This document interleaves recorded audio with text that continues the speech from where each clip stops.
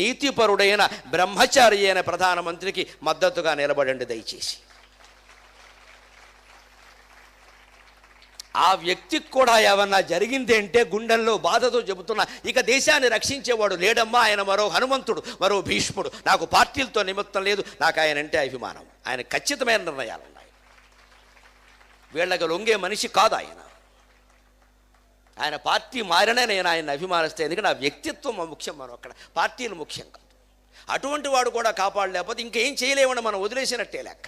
ఈ విమర్శిస్తున్న పెద్ద మనుషులు 20 ఏళ్ళుగా 60 ఏళ్ళుగా 70 ఏళ్ళుగా ఏం చేశారో మనకు తెలుసు దేశాన్ని. ఆ శక్తి బ్రహ్మచర్యం వల్ల వస్తుంది. నరేంద్ర మోడీకి కూడా ఆ శక్తి ఉంది. హనుమంతుడికి అతను ఆరాధకుడు. అందుకే ఎక్కడికి వెళ్ళి ఏ దేశానికి వెళ్ళినా ఆ దేశం వాళ్ళకి భగవద్గీత బహుమతి ఇస్తున్నాడమ్మా, దేశం పరువు నిలబడే విధంగా. ఎన్ని దేశాలు వెళ్ళినా ఎక్కడికి వెళ్ళినా భగవద్గీత బహుమతి.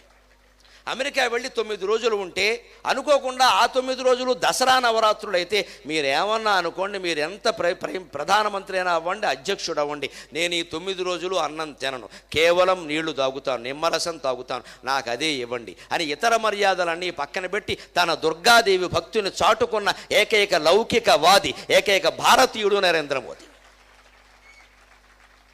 హిందువై పుట్టడం పాపమైపోయిందండి ఈ దేశంలో. మిగిలిన మతాల వాళ్ళందరూ లౌకికవాదులై, హిందువులు ఒక్కళ్లే మతతత్వం మూర్తీభవించిన వాళ్ళు. హిందువులకి ఈ దేశంలో కూడా గౌరవం దక్కకపోతే విదేశాల్లో ఎక్కడి నుంచి దక్కుతుందండి?